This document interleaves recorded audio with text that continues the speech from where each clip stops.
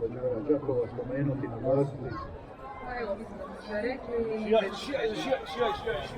Evo, čekaj, evo, stigli su dečki Đakova na startnu poziciju, Marko Jelkić, trener Ivan Gurdon, Marko Grbovac, Tihomir Klemen, Mladen Hajtić, Darko Trljepan, Dominik Stavljar, Goran Rušić, Darko Matijaković, David Klepo, Bruno Mesić, Petar Popović, zatim tu su još Tomislav Gurdon, Krešimir Željeznik i Dario Rajić.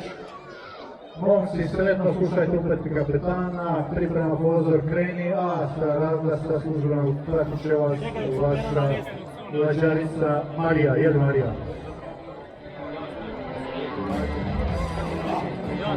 Dečki, to je to sad. Može! Može! Stavi! 3, 2, 1, at!